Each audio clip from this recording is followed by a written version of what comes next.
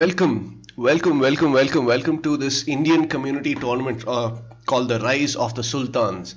We are casting the second game of the finals, and with me today we have one of the players of the tournament itself, and someone who casts on a separate channel called Keys and Controllers. Please welcome Wildling. Are you here, Wildling? Hi guys. Hello. Welcome. Thank Hello. you. That's such a warm welcome. Hello. You're welcome. You're wonderfully welcome to our channel here. And Thank you. to start off with, as in we've already discussed the settings to a certain level in the previous two videos and stuff, and especially in the in the previous finals video. But just to recap a small bit, we played as in the first set of games were played about a little more than a week back, where the two top players, Aske and Topspin, did not play, but watched the games and after that chose their teams. Then the Topspin's team took on Aske's team in a best of three. In those best of threes, we are in game two. Right, so the game one, the map was it was meant to be the home map for Aske, and the second one is the home map for Topspin. And the third one is very excitingly Giga Random, so that should be fun. But Sorry, there is one small correction. We changed it to Mega Random. Oh, you did change it. Oh crap! Damn it. Okay, well yeah, so Mega Random then. But yes, the two home maps for Aske and Topspin are rather expected, where Aske did choose the Arena and Topspin will most certainly choose Arabia, right? And we have, like I said, one of the players here. But Wildling, you want to just comment on the teams and a little bit of the history so far? So the teams are basically Kicker and Topspin are the pro players of our Indian community right now at the moment. So the rest of the players are mostly noobs, except like one or two from both the teams. So we played a couple of games in the beginning so that all these pro players can watch us and then pick the players for their teams, so that in the end they can play with their teams, the best of three. Yes, exactly. And so Aske as of now so Aske's team consists of Wildling, Rohit RVT, and Srini Mama. And Topspin chose Masterclass, Bose DK, and Skull. So with these 8 players, we are basically in our second game. So shall we shift into game? Are we ready? Sure. Are we ready for game Let's two? Let's go. So jumping into game through and taking it off pause now, as expected, really, we have Arabia, which is Topspin's home map.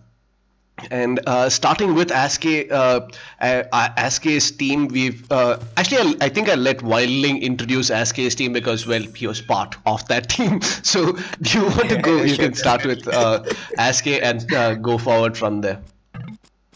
So this map was chosen by Topspin. So Aske's team is as he picked Wildling, me, Srini Mama, and Rohit. So Aske is playing in green to the. Let's call this the west. Okay, west. West of the map. And next to him it's Rohit, who is playing in blue color. And next to him it's me. In red it's Wildling. And to the right of me it's Srini Mama, who is playing in yellow. So basically, if we just turn on basically Fog of War, we kind of see the positions here, right, of this team. And the first thing to note is that Srini Mama is very far away from Wildling. I wonder if that comes into play a little later in the game. But going to the other side, we have to the northmost, we have Topspin. So this should be no, this is Bose DK. They've changed colors. They can't keep the same colors between games, what? Monkeys. Okay, so we It's have fun, right? Random games, random colors. yeah, everything random. But to the basically the what's his Topspin's team, As the flank to the northmost side, we have Bose DK playing as the Turks. To his right, we have Masterclass playing as the Persians. That's a good pocket civ. Then we have Topspin playing as a Chinese as the pockets. As a pocket here, and to his east we have Skull playing as a Teutons. So this is a mirrored a civ game again, which is very nice actually. And in terms of the flank positions and things like that, we have basically these two sides, right? What's this? The top here we have Bose DK versus Aske. So Aske getting the flank again, as just like last time, where he played as the arena flank, and this time on the other side of his flank is Srini Mama. So the other flank is Srini Mama playing as the Turks, playing against who's the other player is Skull playing as a Teutons. I really can't see that in the minimap. The color is just weird. It's grey. Yeah, the grey is just annoying. And I have the dark grey mod thing also. With that, it's still a little difficult. But yeah, so I think, yeah, do you want to take over and tell us about the different maps and things like that, as in the I just want to comment one more thing on this map particularly. If you look into Kikara, if you look into this map particularly, both the flanks are covered with the best players in exactly. Team 1. Yes, I was just about to say that. And you have the Rohit and you as pockets. And yeah, it's wonderful that Aske is going to be Aske and Srini really are going to be the flanks, because I don't think, as in you've obviously played this game, but we're going to pretend that you don't know what's going to happen, right? Definitely. I'll try my best. So basically, yeah, it seems like I don't think the pockets are ever going to be touched, especially on this team. But we'll see how that goes. Going to the other team now. Actually, let's look at the maps themselves. Do you want to start like analyzing the maps to a certain level? Yeah, sure, definitely. Okay. So if you look into the Kikara's map, all his goal is forward towards, facing towards Bose DK, yeah. We have Bose DK. All his goal is forward. The stone is backwards, and Kikara cannot wall at all. Very. So everything is open to the front. I think Kikara might go more aggressive than being defensive and get into castle and stuff like that. Yes. I hope he goes aggressive. Very, very true. And if you look into the blue space, Rohit's, I think his base is a little bit more decent than Kikara's. Easily, his goal is right next to the TC, and he has a good wood line both in the front and back. Yes, exactly. Just the secondary goal and stone, which is in front, but in Arabia, it doesn't matter as much. Yes, and he's a Teutons. I don't think he'll really, as in, except of like for the a few of the whatever by the imperial age, he might want the castle. Till then, he doesn't really need it. And then your own map. And if we look into my base is pretty awesome. Everything is back. Yes. I have one stone, gold, wood, everything right next to me. Right next to you, exactly. Except the walling stuff. I have to wall a lot. If I have to survive, I have to wall a lot, but there's a lot of map to cover. Very, very true. And then if you look into Srini's base, a poor guy, he has nothing close by. It's exactly almost like Aske's base. Yeah. But at least he has a bag gold. That is true. This is a horrible map, man.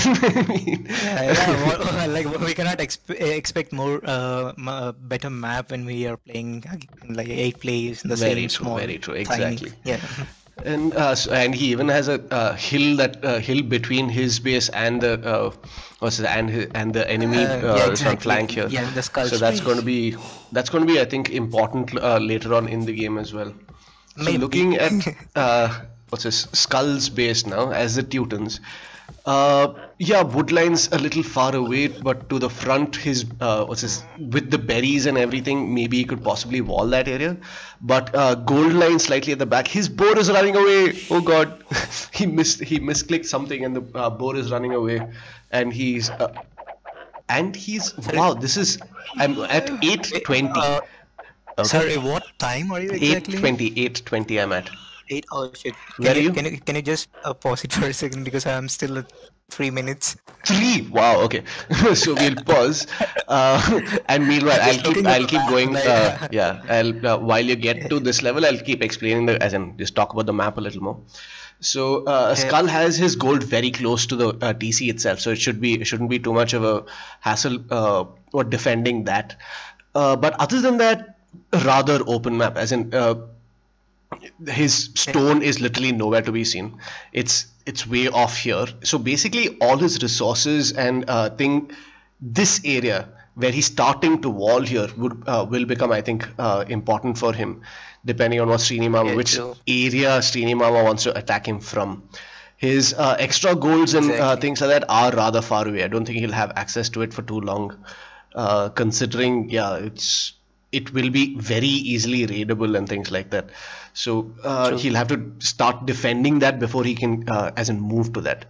But moving on to basically, at least Skull has an advantage because Topspin is right next to him. Possibly he can go for help. Sorry, say that again. A little bit. Because Topspin is right next to Skull. Yeah, exactly. He can help him. So. Yeah, as his pocket, so that will almost definitely help him for sure.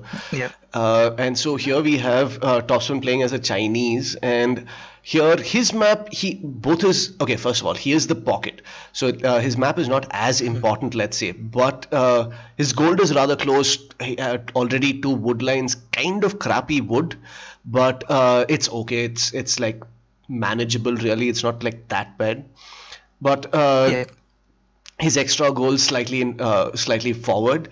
His stones off to the side though, and that might become an issue as the Chinese, as in maybe a little later, in case there isn't too much rushing, he could possibly put a TC and stuff like that to secure the stone there. But other than that, not too bad a map, but not too good either. And it can be easily walled, actually. I mean, not easily, but at least it can be walled. Certain sections are a little more open, but not too bad. What time are you at? I'm at 8:34 still.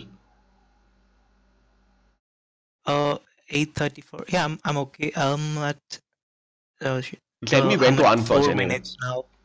Sorry, you're at 4 minutes. 4 minutes. Okay. Press the fast speed thing, no? Yeah, I did. Okay, cool. So then we have in the CN we have Persians playing we have Masterclass playing as the Persians, and his map is, well, I don't know what to say about this map. It's he's got a little bit of gold at the back, which is good, and it's a cliff kind of protecting it, so that's not too bad. Again, he is the pocket, so it shouldn't matter that much.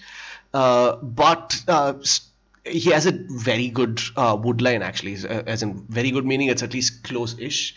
He could have built his lumber camp a little further north. That way he could have easily walled with houses to the wood line and been a little more safe. But right now he's moving towards the secondary gold, and that's kind of okay. I'm at 8:47 now. Okay, I'll unpause. Cool. Yep. So looking at and his stone in front, gold again way out in front, as in secondary gold and things like that. So that's an issue. He has a lot of space at the back, but no significant resources really.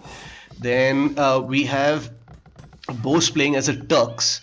And his map is, well, wow. Where is his gold? His main gold is in between a wood line, but I suppose it could be defended if he so chooses, right?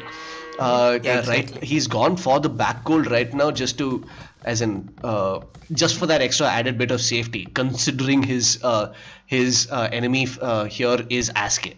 And so that's always going to be traumatic. So it's fine to be a little more safe. Being a flank, Bo's got a really nice base where he can easily wall everything. Yeah, to a large level, yes. That is true.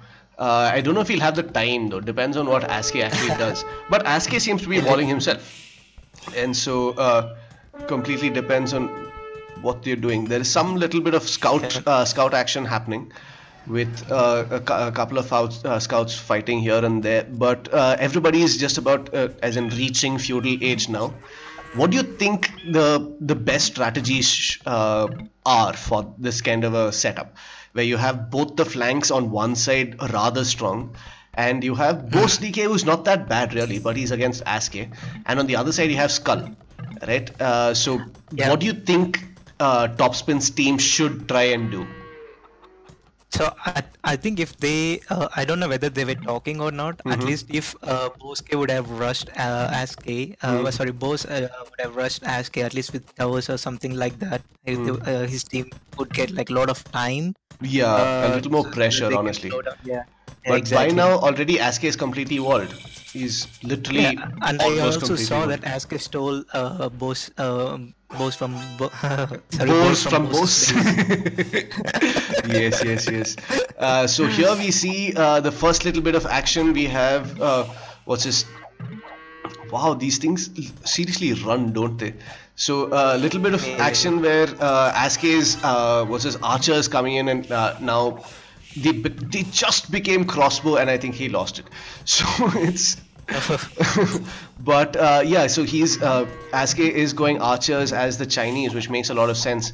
They're not crossbows, and a few of his archers are they're not trapped. I thought he'd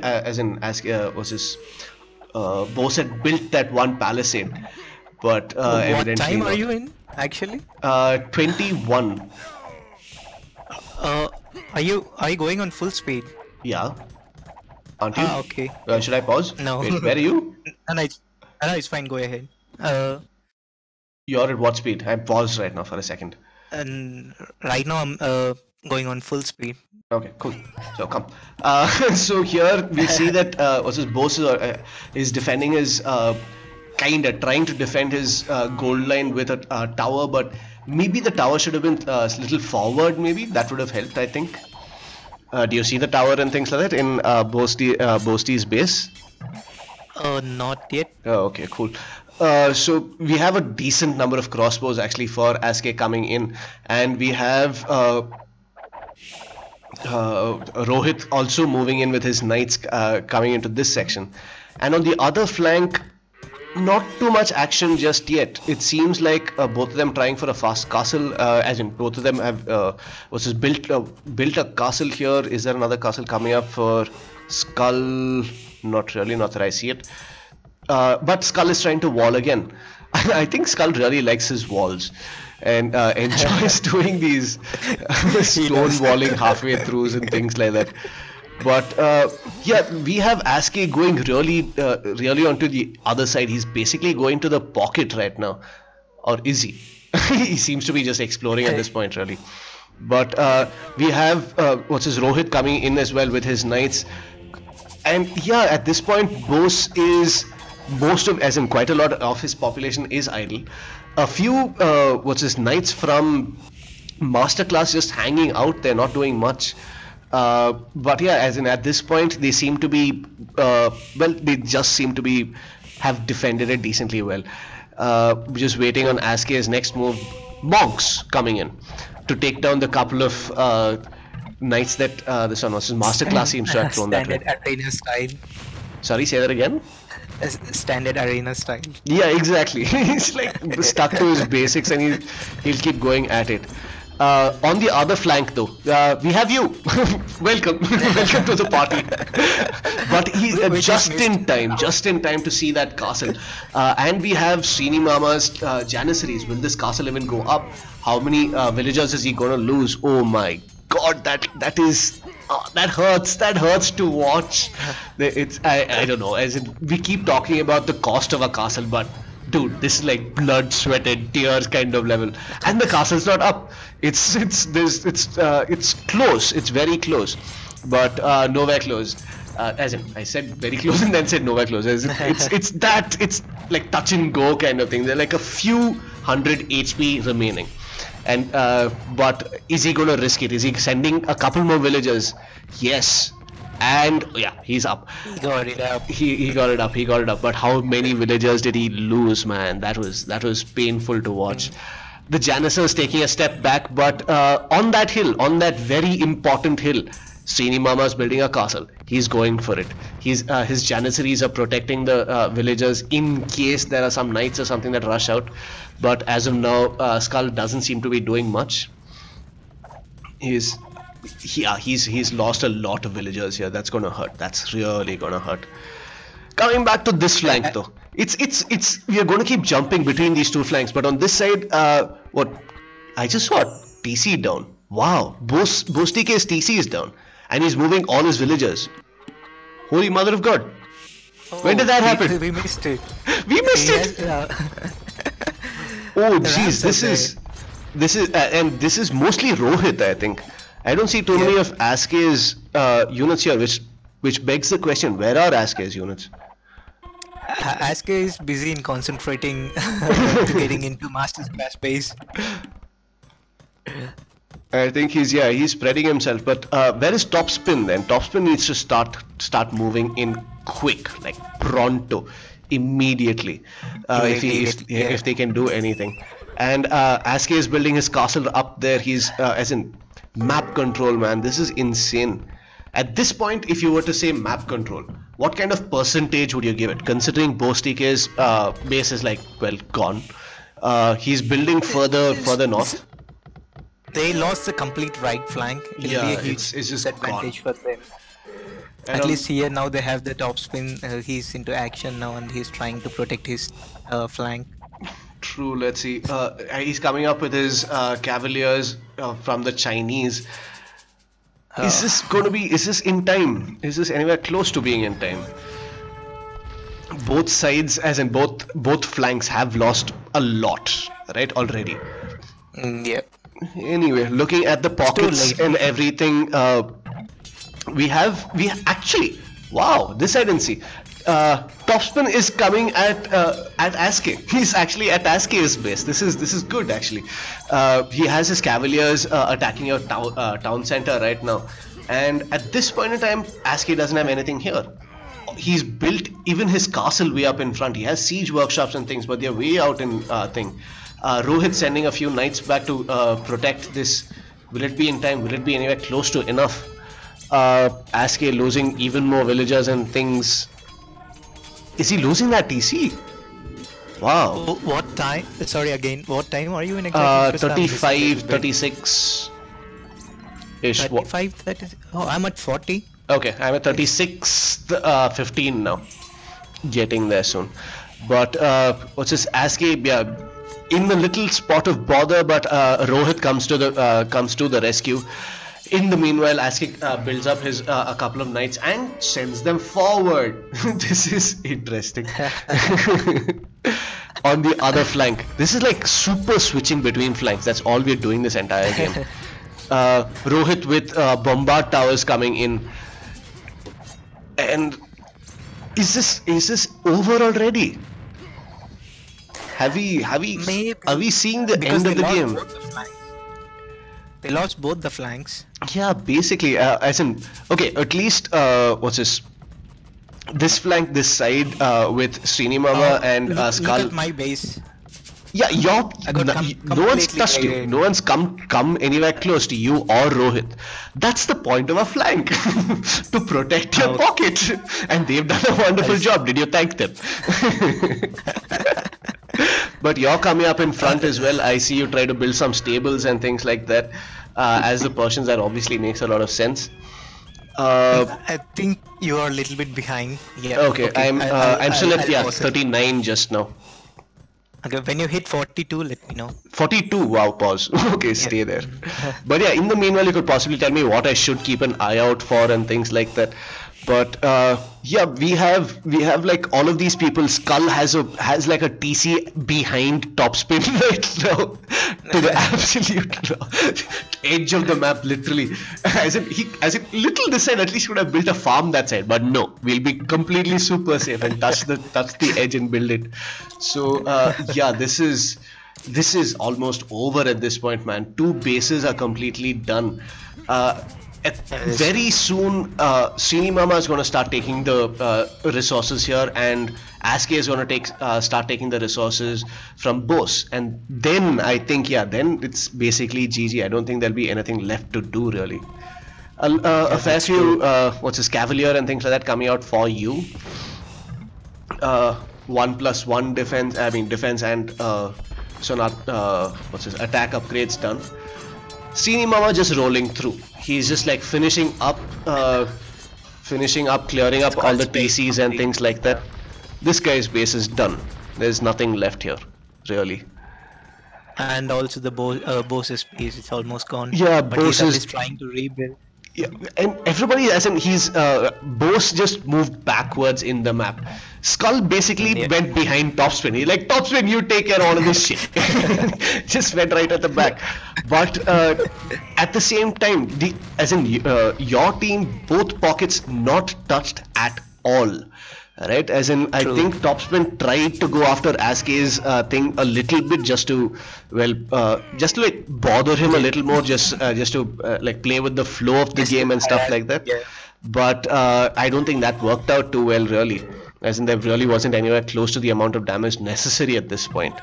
So yeah, we are very close to GG. We have Rohit in Masterclass's base, cleaning that up. We have Rams, we have Chukonos, we have Knights, we have everything in the base. Yeah, it's done, man. And I think the only base that is like kind of stable is Topspin base, and that might be just because of the respect that you people are paying towards him.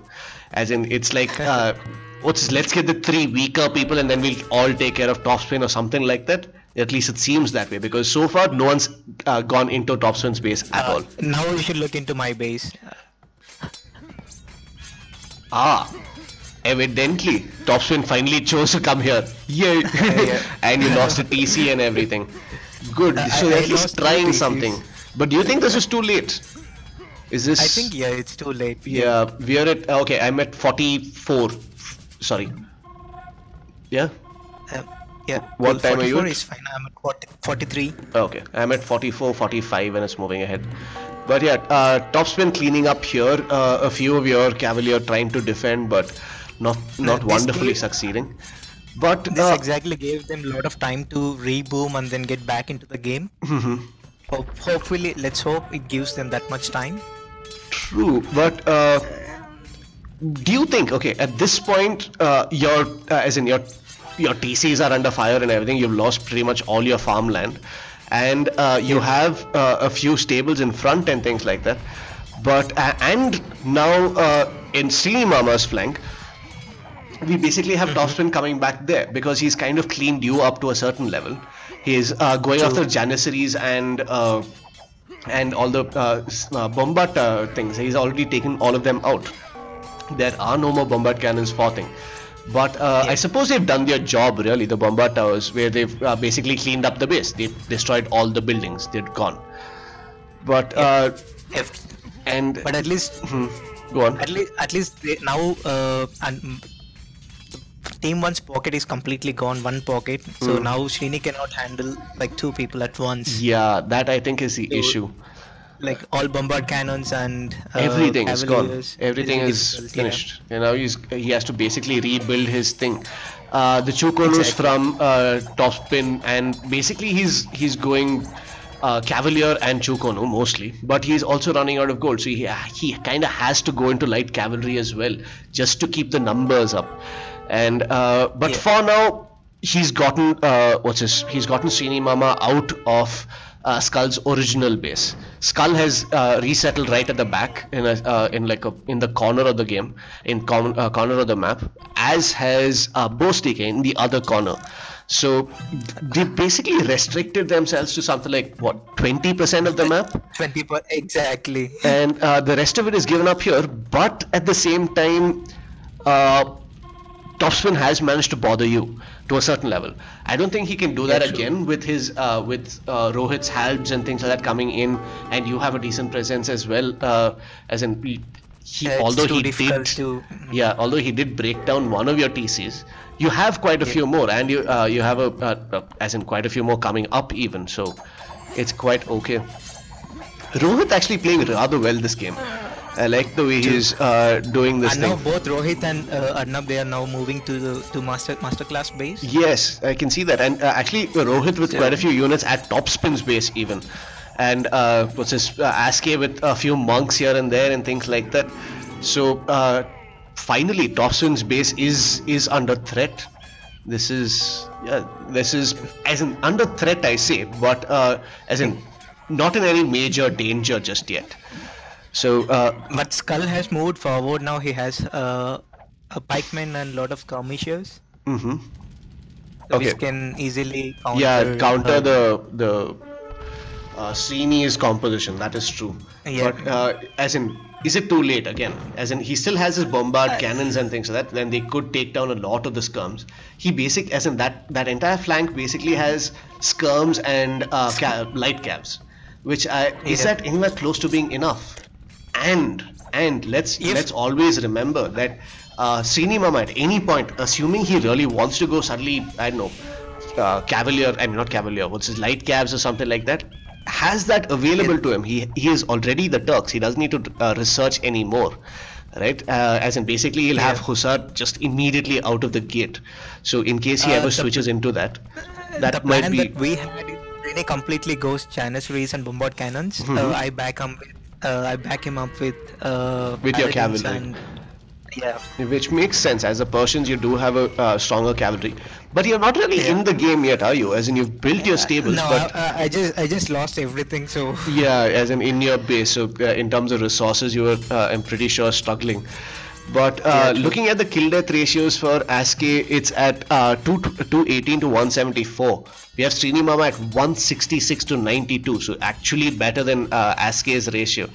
And we have Rohit at 98 to 55, and you kind of the opposite, which 55 to 90.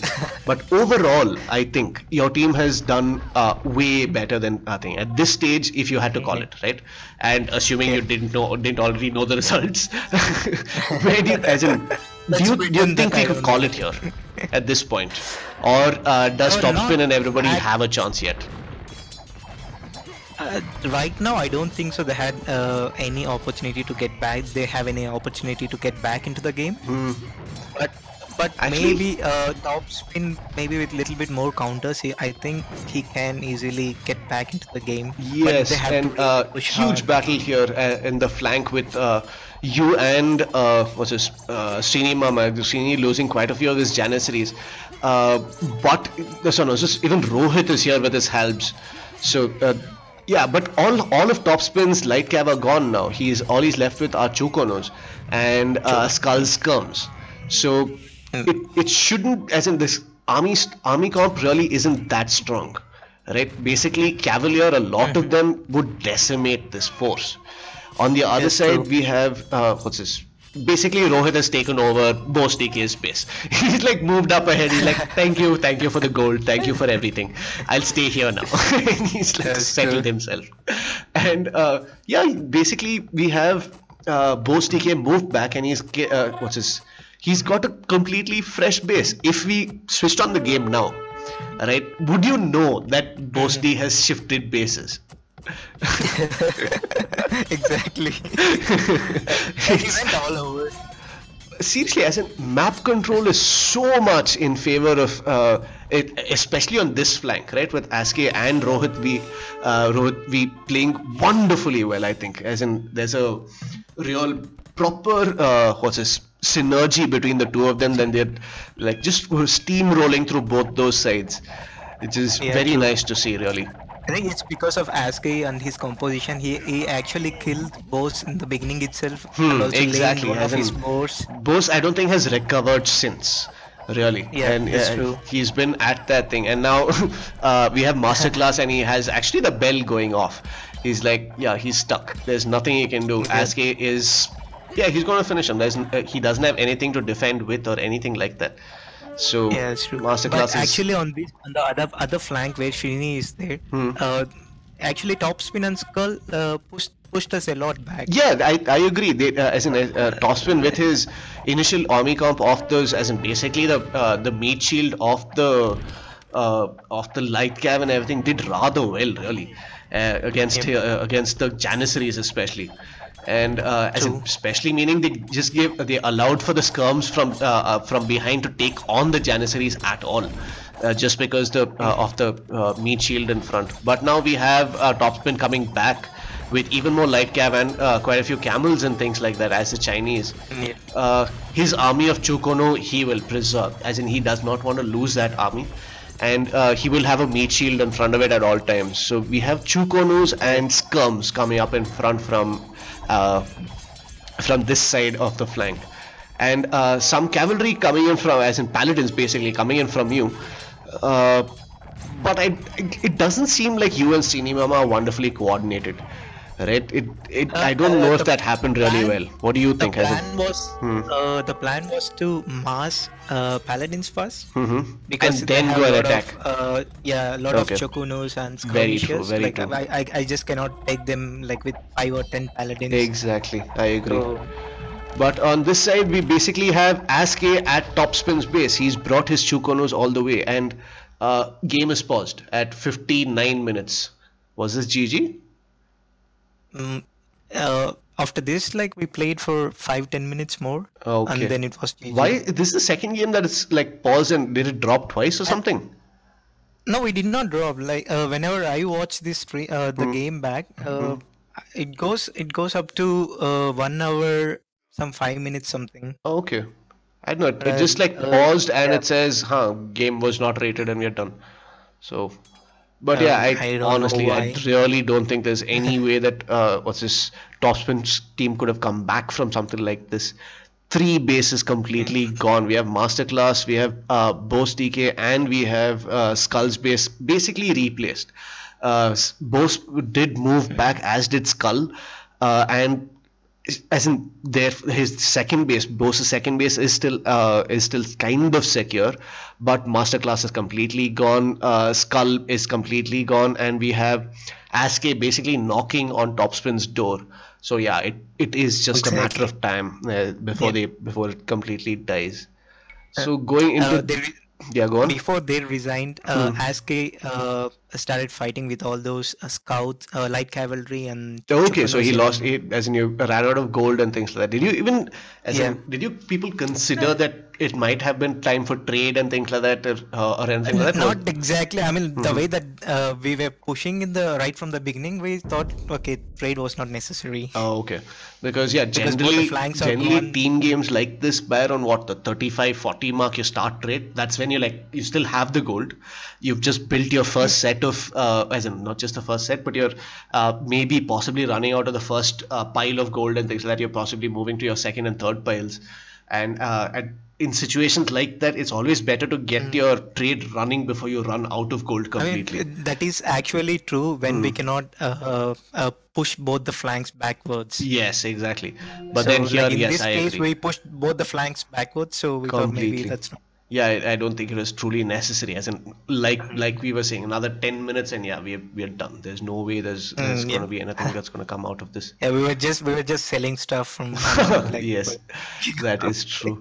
But Topspin actually had an insane game. He actually has 337 units killed to just 259. He did play an incredible game. With all of that, he's still in. Villagers. Sorry?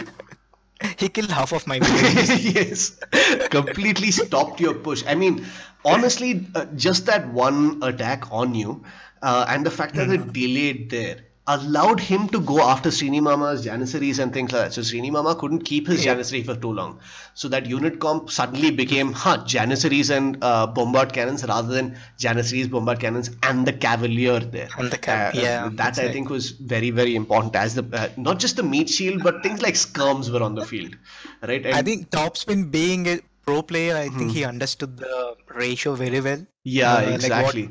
And where to attack what and what resources to cut off and stuff like that. So yeah, that was wonderfully well done. So on the other side, with 309 kills to 206 losses is Aske. Rohit also did really well this game. I think he played a beautiful game where he got 162 kills to just 76 losses.